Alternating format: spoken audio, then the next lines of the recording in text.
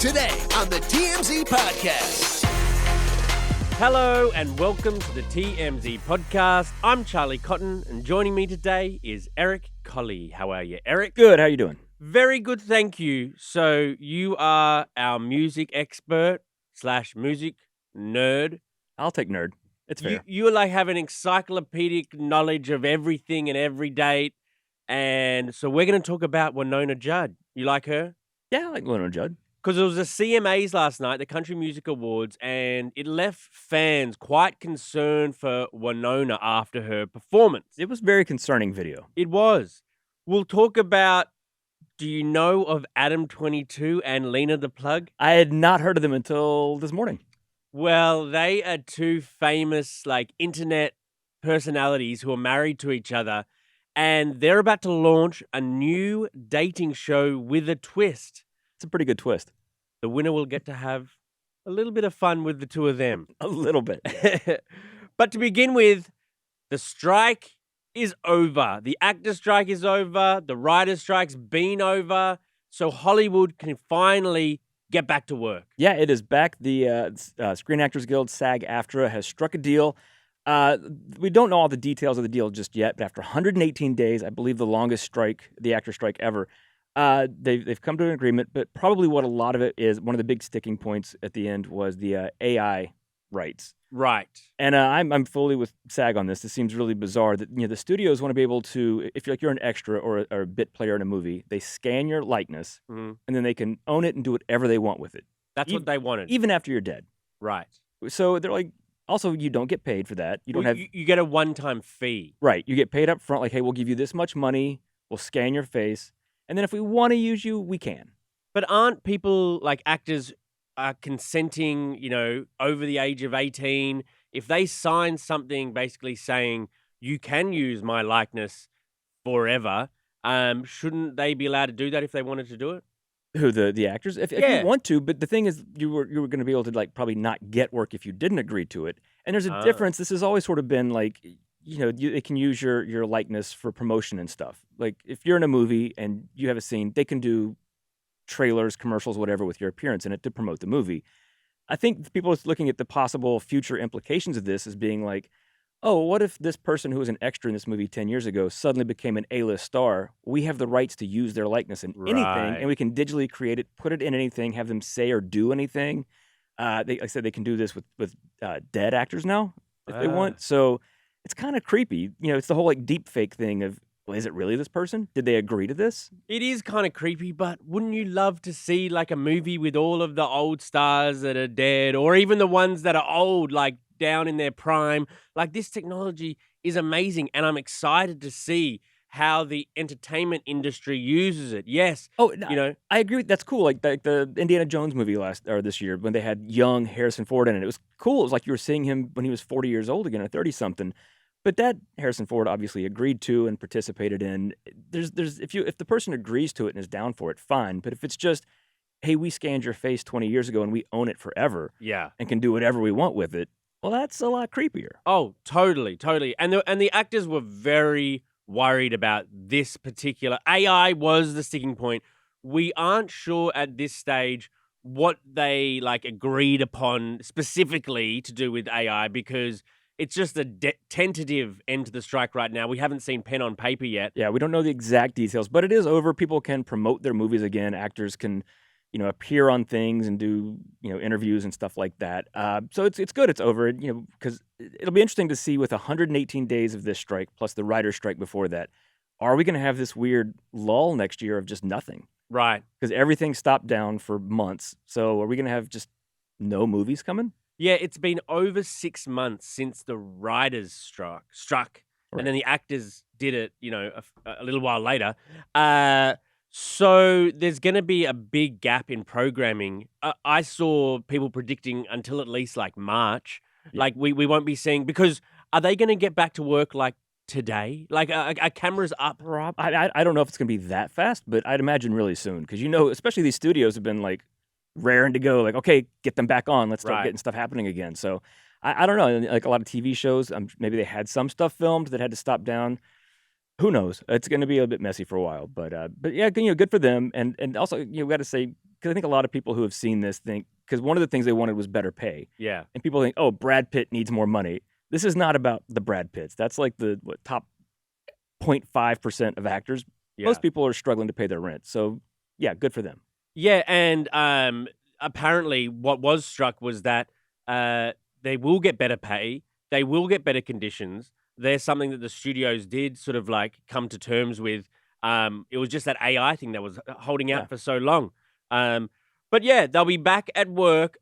I think that we'll start seeing like, mainstream television stuff, pretty soon. Right. Except for it's the holidays coming up, and everything grinds to a halt around Christmas. Yeah, this town's going to shut down in like 2 weeks anyway. Right. So it's like they just can't catch a break. No. So, yeah, next spring is probably going to be a little rough, I think. I think so too. Okay, moving on.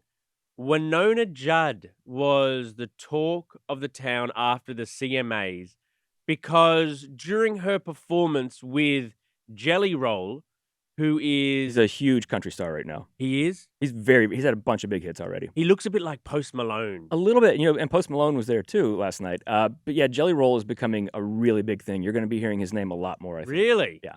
Okay, well, let's just listen to some of their song together, Wynonna and Jelly Roll. It sounds really good. Yeah. But I've paid for all I've done. Just please don't let me lose her. I only talk to God when I need a favor. That's going to be stuck in my head. Yeah, it's a catchy. He's had a couple of hits already. If you just listen to that, if you don't see it, it sounds fine. Her voice sounds great. Wynonna is 59, almost 60 years old. Still sounds just as good as she did decades ago. When you watch the video, it's Jelly Roll's performance, and so he starts the song off. And this also was the opening of the whole CMA Awards. Wynonna comes out as the surprise guest, and she's taking like baby steps, it looks like. She looks a little unsteady on her feet, unsure. And then when she gets to him, she grabs onto his shoulder and holds on, like gripping his jacket hard through the entire performance. Right. So fans were like, immediately were all over social media saying, like, is something wrong with her? Because she looked, like, she sounds great, but she looked very unsteady and unwell. She has now come out. She's released a video. She says, I've seen the videos. I'm fine. She says she was just nervous. So this is what she had to say about it. I was so freaking nervous. I got out there and I looked at Jelly Roll. I wanted it to be so good for him. I could cry right now, but I'm not going to because I'm such a fan of his and he asked me to sing. And I said, absolutely. I got out there and I was so nervous that I just held on for dear life.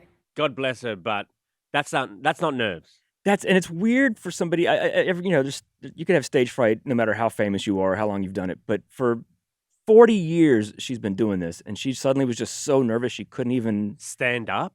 Yeah, she's got a show tonight. She's got her own concert going on, her own tour. So we'll see how she does tonight. Maybe she's fine, and that'll maybe put this kind of to rest. But if there's anything people are suspicious about tonight, they'll be like, okay, something's wrong. But she's acting like a quarterback who was injured, and they're like, I'm fine, coach, put me back in. Yeah. Like, I saw it with my own eyes, and it leads me to speculate that potentially it's a repeat of something that happened to her almost a year ago. On New Year's Eve, 2022, she had to pull out of an event because she had vertigo. Right. She had really bad vertigo. She couldn't do the event. And so, I mean, I don't know if she's dizzy up there, but she can't stand up, obviously. Yeah. She can't stand up through her own legs and her own under her own power. Yeah, she's holding on to and like gripping. Like you see her grab his jacket, and she is like white knuckling his jacket the whole time. And vertigo. If she just said, "Hey, I had a bout of vertigo, but I went on anyway," people would be like, "Oh, well, okay, that doesn't seem like life threatening or whatever." But nerves is just odd. I don't know, for somebody who's been like a world class, super famous performer since the '80s. Yeah. To suddenly be so nervous duetting with somebody. That's why I'm not buying that particular. But then why wouldn't you just say, look, I had vertigo and I battled through it because I love you, the country fan, so much. Right. Like that would endear her to you more. Right. Yeah. I don't know. And she does, in the video she posted, obviously we don't see her walking or anything. It's just from her chest up. But and she seems fine in her video explaining it. But like I said, I guess we'll find out when she goes back on stage. And hopefully she's fine again. Did you see that Peyton Manning and Luke Bryan hosted the night? And they had some good jokes. They did. I mean, Taylor Swift is just in every facet of our lives. You can't walk into an elevator. No. I can't walk into my house. Yeah, because your wife loves Taylor Swift, right? Yeah, and now she's indoctrinated our little kid, Peach. Oh, no. So Peach can recognize a Taylor Swift song from the hint in a supermarket or in a... She's like, Taylor Swift, Taylor Swift. I'm like, yes. She loves Shake It Off. She loves Shake It Off. But so they opened the night basically saying, you know, Travis and Taylor couldn't do it, so here we are. They said some other joke. Yeah, I think the joke was, what's the difference between Taylor Swift and the New York Jets? What? Taylor can sell out a stadium. Oh. Yeah, that's either really funny or really upsetting, depending on who you like. But Right. Another thing from the night, Tracy Chapman won Song of the Year for Fast Car, which was released like decades ago. Yeah, the song came out in '88. Of course, Luke Combs covered it this past year. It was a huge, huge hit. She became, I think, the only black woman ever to solely write a #1 country hit, which is really specific, but also really cool. So it's the song of the year. That's amazing. 35 years later, it's still the song of the year. It still hits though. Like when I was hearing Luke Bryan perform it live, I was like, oh man, just like when Luke Combs. Luke Combs. Luke Combs. It shows how bad I am in this country. We don't have country in Australia. Like, yeah. I mean, well, you have Keith Urban, right? Keith Urban, but he's kind of American, you know? Yeah, he's very American. Okay. On to our final story.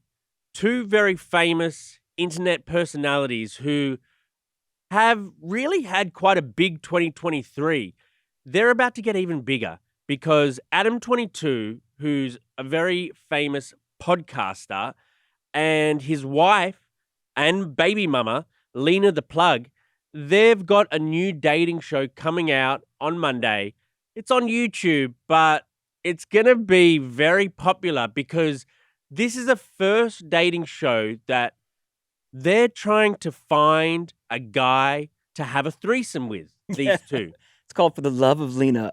Yeah, they're having their first, they say their first male-female threesome because I guess, famously, he has consented to her hooking up with other guys by herself. Well, yes, famously, he consented to this one particular guy, Jason Love, like a few months ago, because in the past, they've had admittedly hundreds of threesomes with other women.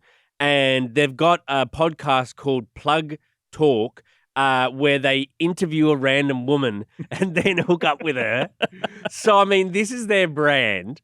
But this Jason Love was the first time that Adam let Lena sort of hook up with another dude, like while they've been together, while they've been in a relationship. It's just been girls she's, And I guess he was into it because now they're about to up the stakes.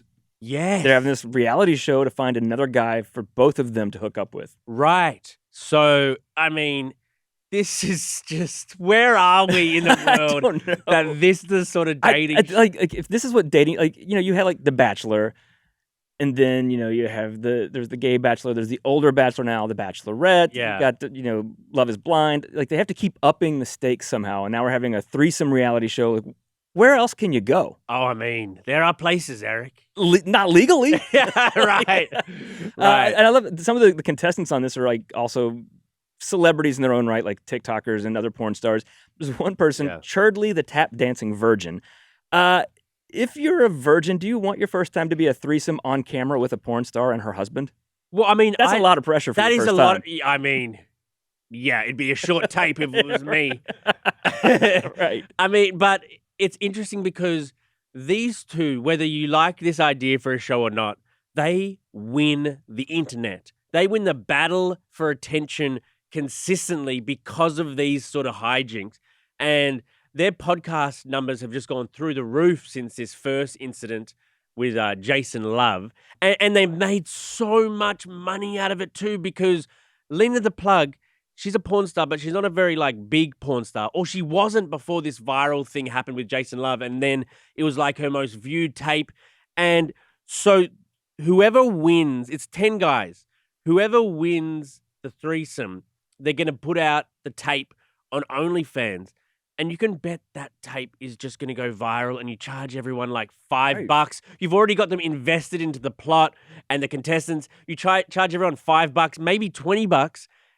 They're going to Right, and millions. Especially if the YouTube show, if the whole reality competition does really well and gets a lot of views on YouTube, well, then the finale, the climax of the show is going to be this OnlyFans thing. You're going to want to see that if you watched all the rest of it. So it's brilliant marketing. I'll give them that. Brilliant. It's like you didn't know who they were before this story. Now you do. Would you click on that link on YouTube for free? You might just like see like what is happening. No, here. I didn't ask plural you. I asked you singular. I said I might. Okay. I said I might. Oh wow! Okay, I'll send it to you then. Will you watch the final, the finale? I'm not paying for that. I'll send you my login. All right, guys. Thank you very much, Eric, for joining me, mate. Thanks. Always fun. And we'll see you guys here tomorrow. Bye.